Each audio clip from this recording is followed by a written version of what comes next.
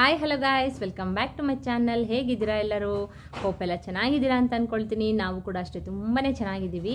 Guys, ನಾನು ಮಾರ್ನಿಂಗಿಂದ ವ್ಲಾಗ್ನ start ಮಾಡ್ಕೊಂಡಿದ್ದೀನಿ. ಈಗ ಟೈಮ್ ಬಂದು 11 o'clock ಆಗಿದೆ.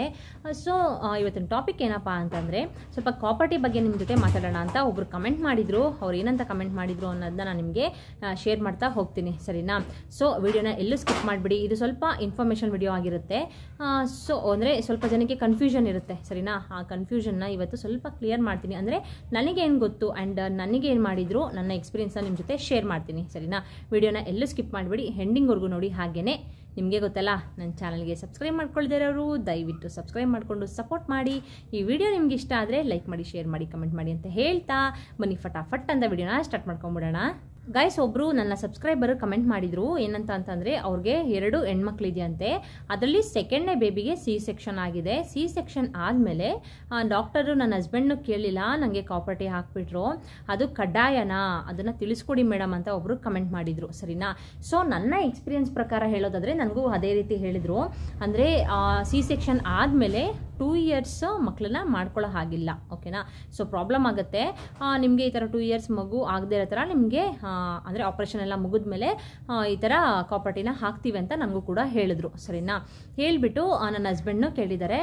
ಆಮೇಲೆ ನನ್ನ ಹಸ್ಬೆಂಡ್ ಕೈಲಿ ಸೈನ್ ಕೂಡ ಮಾಡಿಸ್ಕೊಂಡಿದ್ದಾರೆ, ಸರಿನಾ? ಅದು ಏನಂದರೆ ಗಾಯ್ಸ್, ಈ ಪ್ರೈವೇಟಲ್ಲೆಲ್ಲ ನೀವು ಮಾಡಿಸ್ಕೊಂಡ್ರೆ ಆ ಥರ ಕಾಪರ್ಟಿ ಅವರು ಏನೂ ಹಾಕೋದಿಲ್ಲ. ಬಟ್ ನೀವು ಗೌರ್ಮೆಂಟ್ ಹಾಸ್ಪಿಟ್ಲ್ಗಳಲ್ಲಿ ಅಕಸ್ಮಾತ್ ಡೆಲಿವರಿನ ಮಾಡಿಸ್ಕೊಂಡ್ರೆ ನಿಜವಾಗ್ಲೂ ಕಡ್ಡಾಯವಾಗಿ ನಿಮಗೆ ಅದನ್ನು ಕಾಪರ್ಟಿನ ಹಾಕಿ ಹಾಕ್ತಾರೆ, ಸರಿನಾ? ಸೊ ನಂದು ಕೂಡ ಡೆಲಿವರಿ ಬಂದು ಗೌರ್ಮೆಂಟ್ ಹಾಸ್ಪಿಟ್ಲಲ್ಲೇ ಆಗಿದ್ದು. ಸೊ ಹಾಗಾಗಿ ಅವರು ಆ ಥರ ಹೇಳಿದ್ರು. ಆಮೇಲೆ ನಾನು ಕಂಪಲ್ಸರಿ ಹಾಕಿಸ್ಲೇಬೇಕಾ ಅಂತ ನಾನು ಕೂಡ ಕೇಳಿದೆ, ಸರಿನಾ? ಹೌದು ಮೇಡಮ್, ಅಂದರೆ C-ಸೆಕ್ಷನ್ ಆಗ್ತಿದೆ ಅಲ್ವಾ, ನಿಮಗೆ ಪ್ರಾಬ್ಲಮ್ ಆಗುತ್ತೆ ಅದು, ಅದಕ್ಕೋಸ್ಕರ 2 years ನೀವು ಮಕ್ಕಳನ್ನ ಮಾಡ್ಕೊಳ್ಳೋಂಗಿಲ್ಲ, ಅದಕ್ಕೋಸ್ಕರ ಹಾಕ್ಲೇಬೇಕು ಅಂತ ಹೇಳಿದ್ರು. ಬಟ್ ನನಗೆ ಗೊತ್ತಿರೋ ಪ್ರಕಾರ ಏನಂದರೆ ಗಾಯ್ಸ್, ಮನೆಯವ್ರನ್ನ ಕೇಳ್ದೇನೆ ಆ್ಯಂಡ್ ನಮಗೆ ಇನ್ಫಾರ್ಮ್ ಮಾಡ್ದೇ ಯಾರು ಕೂಡ ಆ ಥರ ಹಾಕೋದಿಲ್ಲ ಹಾಸ್ಪಿಟಲ್ಗಳಲ್ಲಿ, ಓಕೆನಾ? ಅಂದರೆ ಹಸ್ಬೆಂಡ್ನಾದರೂ ಕೇಳಿರ್ತಾರೆ. ಅಕಸ್ಮಾತ್ ಹಸ್ಬೆಂಡ್ ಏನಾದ್ರು ಸಿಕ್ಲಿಲ್ಲ ಅಂತಂದರೆ ಅಟ್ಲೀಸ್ಟ್ ಅವ್ರ ಮನೇಲಿ ಯಾರಿಗಾದ್ರೂ ಒಬ್ರ ಕೈಲಿ ಅಂದರೆ ಇನ್ಫಾರ್ಮ್ ಮಾಡ್ತಾರೆ. ಎಲ್ಲ ಯಾರಾದರೂ ಒಬ್ರು ಅವ್ರ ಜೊತೆಲಿ ಇರ್ತಾರಲ್ವಾ ಡೆಲಿವರಿ ಟೈಮಲ್ಲಿ. ಸೊ ಅವರಿಗಂತೂ ಹೇಳ್ತಾರೆ. ಹೇಳಿಬಿಟ್ಟು ಒಂದ್ಸಲ ಇನ್ಫಾರ್ಮ್ ಮಾಡಿಬಿಟ್ಟು ಅದ್ರ ಜೊತೆಗೆ ಗಾಯ್ಸ್ ಒಂದು ಸೈನ್ನ ಮಾಡಿಸ್ಕೋತಾರೆ ಅವರು, ಸರಿನಾ? ಆ ಸೈನ್ನ ಮಾಡಿಸ್ಕೊಳ್ದೇನೆ ಯಾವುದೇ ಕಾರಣಕ್ಕೂ ಅವರು ಕಾಪರ್ಟಿನ ಹಾಕೋದಿಲ್ಲ, ಸರಿನಾ? ನೀವು ಕಮೆಂಟ್ ಮಾಡಿದ್ರಲ್ಲ, ಅವರು ಒಂದ್ಸಲ ನೀವು ಕನ್ಫರ್ಮ್ ಮಾಡ್ಕೊಳ್ಳಿ. ನಿಮ್ಮ ಹಸ್ಬೆಂಡ್ ಹತ್ರ ಹೇಳಿಲ್ಲ ಅಂತಂದ್ರೂ ಅಟ್ಲೀಸ್ಟ್ ನಿಮ್ಮ ಫ್ಯಾಮಿಲಿನಲ್ಲಿ ನಿಮ್ಮ ಜೊತೆ ಯಾರು ಇರ್ತಾರೆ ಅವ್ರ ಜೊತೆನಾದರೂ ಹೇಳಿರ್ತಾರೆ. ಹೇಳ್ದೇ ಯಾರಿಗೂ ಹಾಕೋದಿಲ್ಲ ಅಲ್ವಾ? ಆ ಥರ ಎಲ್ಲ ಮಾಡಲ್ಲ ಹಾಸ್ಪಿಟ್ಲ್ಗಳಲ್ಲಿ. ಬಟ್ ಏನಾಗಿದೆ ಅಲ್ಲಿ ಅಂತ ನಮಗೂ ಗೊತ್ತಿಲ್ಲ ಅಲ್ವಾ?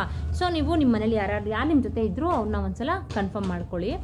ಬಟ್ ಅದನ್ನೇ ಕೇಳಿದ್ರು ಅವರು, ಅದು ಕಡ್ಡಾಯನಾ ಅಂತ. ಹೌದು, ಕಡ್ಡಾಯ ಹಾಕ್ತಾರೆ, ನಮಗೂ ಕೂಡ ಅದನ್ನು ಇನ್ಫಾರ್ಮ್ ಮಾಡಿದರು, ಸರಿನಾ? ಓಕೆ ಗೈಸ್, ನೋಡಿದ್ರಲ್ಲ, ಅದೊಂದು ಇನ್ಫಾರ್ಮೇಷನ್ನ ನಿಮಗೆ ತಿಳಿಸ್ಕೊಡ್ಬೇಕಾಗಿತ್ತು. ನಿಜವಾಗ್ಲೂ ಅದು ಕಡ್ಡಾಯ ಅಂತ ಹೇಳಬೇಕಾಗಿತ್ತು. ಆ್ಯಂಡ್ ನನ್ನ ಎಕ್ಸ್ಪೀರಿಯೆನ್ಸ್ ಕೂಡ ಅದೇ ರೀತಿ ಇತ್ತು, ಓಕೆನಾ? ಸೊ ಹಾಗಾಗಿ ಈ ವಿಷಯನ ಶೇರ್ ಮಾಡಿದೆ ನಿಮಗೆ. ಒಂದು ಇನ್ಫಾರ್ಮೇಷನ್ ವಿಡಿಯೋ ಆಗಿರುತ್ತಿದ್ದು. ಹಾಗೆಯೇ ಗಾಯ್ಸ್, ನಾನು ಕೆಲವೊಂದು ಪ್ರೆಗ್ನೆನ್ಸಿ ವಿಡಿಯೋಸ್ನ ಹಾಕಿದ್ದೀನಿ.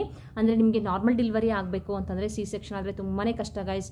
ಜಾಸ್ತಿ ಕೆಲಸ ಮಾಡೋಕ್ಕಾಗಲ್ಲ, ಬ್ಯಾಕ್ ಪೇನ್ ಬರುತ್ತೆ. ನಿಮಗೆ ಇಂಜೆಕ್ಷನ್ ಕೊಟ್ಟಿರ್ತಾರಲ್ಲ, ಅಲ್ಲಂತೂ ಹೆವಿ ಪೇನ್ ಬರುತ್ತೆ, ಸೊಂಟ ನೋವು ಬರುತ್ತೆ, ಹೆವಿ ಬ್ಯಾಕ್ ಪೇನ್ ಇರುತ್ತೆ, ಸರಿನಾ? ಸ್ವಲ್ಪನೂ ಬಗ್ಗಿ ಎದ್ದು ಕೆಲಸ ಮಾಡೋಕ್ಕಾಗಲ್ಲ. ಸೊ ನೀವು C-ಸೆಕ್ಷನ್ನ ಮಾಡಿಸ್ಕೊಳ್ದೆ ಇರೋದೇ ಬೆಟರ್, ಸರಿನಾ?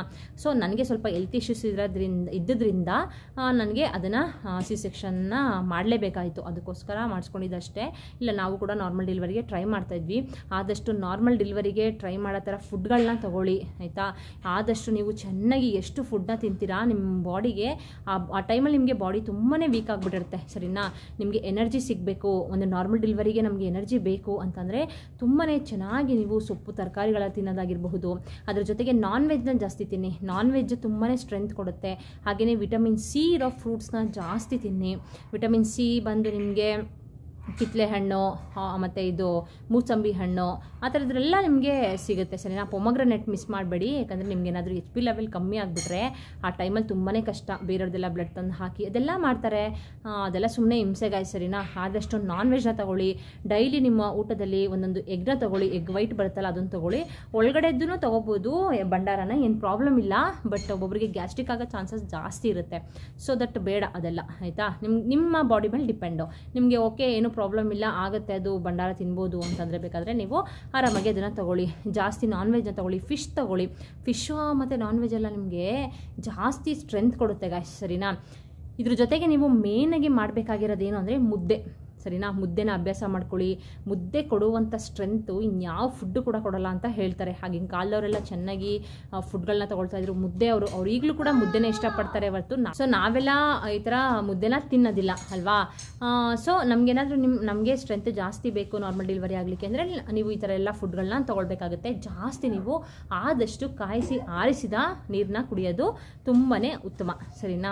ಸೊ ಈ ಥರ ಎಲ್ಲ ನೀವು ಮಾಡೋದ್ರಿಂದ ನಾನು ಇನ್ನೂ ಯಾವ್ಯಾವ ಫುಡ್ಗಳನ್ನ ತೊಗೊಳ್ಬೇಕು ಅಂತ ಹೇಳಿದ್ದೀನಿ. ಇದ್ರ ಜೊತೆಗೆ ಜಾಸ್ತಿ ಡ್ರೈ ಫ್ರೂಟ್ಸ್ನ ತೊಗೊಳ್ಳಿ. ಡ್ರೈ ಫ್ರೂಟ್ಸು ಅದೆಲ್ಲ ನಿಮ್ಮ ಮಗುವಿನ ಬ್ರೈನ್ ಡೆವಲಪ್ಮೆಂಟ್ಗೆ ಆ್ಯಂಡ್ ಬೋನ್ ಸ್ಟ್ರೆಂತ್ಗೆ ತುಂಬಾ ಒಳ್ಳೆಯದು, ಸರಿನಾ. ಸೊ ನಿಮ್ಮ ಮಗುವಿನ ವೆಯ್ಟ್ ಕೂಡ ಜಾಸ್ತಿ ಆಗಬೇಕು. ನಿಮಗೆ ನಾರ್ಮಲ್ ಡೆಲಿವರಿ ಆಗಬೇಕು ಅಂದರೆ ನೀವೇನೆಲ್ಲ ಮಾಡಬೇಕು, ಏನೆಲ್ಲ ಫುಡ್ಗಳನ್ನ ತೊಗೊಳ್ಬೇಕು ಅನ್ನೋದನ್ನು ಕೂಡ ನಾನು ಆಲ್ರೆಡಿ ಶೇರ್ ಮಾಡಿದ್ದೀನಿ. ಅದರ ಲಿಂಕು ಕೂಡ ನಾನು ಡಿಸ್ಕ್ರಿಪ್ಷನಲ್ಲಿ ಹಾಕಿರ್ತೀನಿ, ಒಂದ್ಸಲ ಚೆಕ್ ಮಾಡ್ಕೊಳ್ಳಿ, ಸರಿನಾ. ಹಾಗೇನೆ ಗಾಯ್ಸ್, ಸುಮಾರು ಜನ ನಮಗೆ ಮಗು ಆಗ್ತಾಯಿಲ್ಲ. ನಾನು ಪ್ರತಿಯೊಂದು ವೀಡಿಯೋಸಲ್ಲೂ ನಿಮಗೆ ಇದನ್ನು ಹೇಳ್ತಾ ಇದ್ದೀನಿ ಗಾಯ್ಸ್. ಯಾರಾದರೂ ರೆಗ್ಯುಲರಾಗಿ ನೋಡ್ತಾ ಇರೋರು ದಯವಿಟ್ಟು ಬೇಜಾರು ಮಾಡ್ಕೊಳ್ಳೋಕೆ ಹೋಗಬೇಡಿ.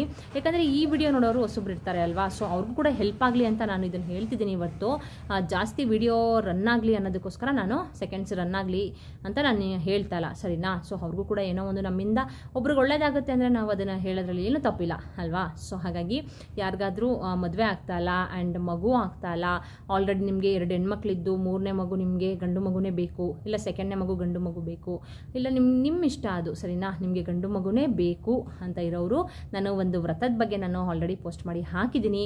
ಅದು ನನ್ನ ಎಕ್ಸ್ಪೀರಿಯನ್ಸ್ ಆ್ಯಂಡ್ ನನ್ನ ಫ್ರೆಂಡ್ಸ್ಗೂ ಕೂಡ ಹೇಳಿದ್ದೀನಿ. ಅವರು ಕೂಡ ಮಾಡಿ ಅವ್ರಿಗೂ ಕೂಡ ಸಕ್ಸಸ್ ಆಗಿದೆ, ಸರಿನಾ. ಸೊ ಹಾಗಾಗಿ ಆ ವ್ರತದ ಲಿಂಕ್ ಬೇಕಾದ್ರೆ ನಾನು ಡಿಸ್ಕ್ರಿಪ್ಷನಲ್ಲಿ ಹಾಕಿರ್ತೀನಿ, ಅದನ್ನು ಒಂದ್ಸಲ ಚೆಕ್ ಮಾಡ್ಕೊಳ್ಳಿ. ಹಾಗೆಯೇ ಸುಮಾರು ಈ ಪ್ಲೆಸೆಂಟಾ ಪೊಸಿಷನಿಂದ ಆ್ಯಂಡ್ ಯಾವುದು FHR ಇಂದ ಒಂದು ಗರ್ಲ್ ಬೇಬಿ ಆಗುತ್ತಾ ಬಾಯ್ ಬೇಬಿ ಆಗುತ್ತಾ ಅಂತ ಕಂಡುಹಿಡಿಬೋದಾ, ಅದನ್ನು ಕೂಡ ಹಾಕಿದ್ದೀನಿ ವಿಡಿಯೋ ಮಾಡಿ. ಜೊತೆಗೆ ಮಗುವಿನ ಕತ್ತಿಗೆ ಕರುಳ ಬಳ್ಳಿ ಅನ್ನೋದು ಸುತ್ಕೊಂಡ್ಬಿಡುತ್ತೆ, ಸರಿನಾ. ಅದು ಯಾಕೆ ಸುತ್ಕೊಳ್ಳುತ್ತೆ ಅಂತಲೂ ನಾನು ಹಾಕಿದ್ದೀನಿ ವಿಡಿಯೋ ಮಾಡಿ, ಅದನ್ನು ಒಂದ್ಸಲ ಬೇಕಾದರೆ ಚೆಕ್ ಮಾಡ್ಕೊಳ್ಳಿ. ಹಾಗೇನೆ ಗೈಸ್, ನಂದು ಮಗಂದು ಫುಲ್ ಸ್ಕ್ಯಾನಿಂಗ್ ರಿಪೋರ್ಟ್ಸ್ ಎಲ್ಲನೂ ಕೂಡ ನಿಮಗೆ ಶೇರ್ ಮಾಡಿದ್ದೀನಿ. ಅಂದರೆ growth scanning reports, anomaly scanning reports, NT scan reports ಎಲ್ಲನೂ ಕೂಡ ಶೇರ್ ಮಾಡಿದ್ದೀನಿ. ನಿಮಗೂ ಏನಾದರೂ ಕನ್ಫ್ಯೂಷನ್ಸ್ ಇದ್ದರೆ ಬೇಕಾದರೆ ಅದನ್ನು ಒಂದ್ಸಲ ನೀವು ಚೆಕ್ ಮಾಡ್ಕೊಳ್ಳಿ. ಇದ್ರ ಜೊತೆಗೆ ಗಾಯ್ಸ್, ನಮ್ಮ ಹೊಟ್ಟೆಯಲ್ಲಿರುವಂಥ ಮಗು ಯಾವ ಮಗು ಅಂತ ಕಂಡುಹಿಡಿಬೇಕು ಅಂತಂದರೆ ನೀವು ಯಾರಿಗೆ ಆದರೂ ಕ್ಯೂರಿಯಾಸಿಟಿ ಇರುತ್ತಲ್ವಾ, ಯಾವ ಮಗು ಆಗುತ್ತೆ ಅಂತ.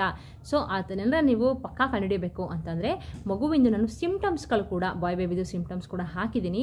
ಆ ಸಿಂಪ್ಟಮ್ಸ್ಗಳನ್ನೂ ಕೂಡ ನೀವು ಅನಲೈಸ್ ಮಾಡಿಕೊಂಡು ನಮಗೆ ಇದೇ ರೀತಿ ಮಗು ಆಗುತ್ತೆ ಅಂತ ನೀವು ಕೂಡ ಅದನ್ನು ತಿಳ್ಕೊಳ್ಬೋದು, ಸರಿನಾ. ಇದು ಎಲ್ಲದ್ರದ್ದು ಡಿಸ್ಕ್ರಿಪ್ಷನಲ್ಲಿ ಲಿಂಕನ್ನು ನಾನು ಶೇರ್ ಮಾಡಿರ್ತೀನಿ, ಅದನ್ನು ಒಂದ್ಸಲ ಚೆಕ್ ಮಾಡ್ಕೊಳ್ಳಿ, ಓಕೆನಾ. ಇದನ್ನು ಆದಷ್ಟು ಶೇರ್ ಮಾಡಿ.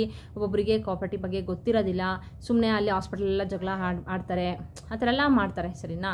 ಸೊ ಹಾಗಾಗಿ ನೀವು ಗೌರ್ಮೆಂಟ್ ಹಾಸ್ಪಿಟ್ಲಲ್ಲಿ ಮಾಡಿಸ್ಕೊಂಡ್ರೆ ನೀವು ಆಪ್ರೇಷನ್ನ ಅಂದರೆ C-ಸೆಕ್ಷನ್ನ ಅಲ್ಲಿ ಪಕ್ಕ ಕಡ್ಡಾಯವಾಗಿ ಹಾಕ್ತಾರೆ, ಸರಿನಾ. ಪ್ರೈವೇಟಲ್ಲಿ ಮಾಡಿಸ್ಕೊಂಡ್ರೆ ಏನೂ ಹಾಕೋದಿಲ್ಲ. ನನಗೆ ಗೊತ್ತಿರೋ ಪ್ರಕಾರ ಪ್ರೈವೇಟಲ್ಲಿ ಯಾವುದೇ ರೀತಿ C-ಸೆಕ್ಷನ್ ಆದರೂ ಕೂಡ ಕಾಪರ್ಟಿ ಹಾಕೋದಿಲ್ಲ.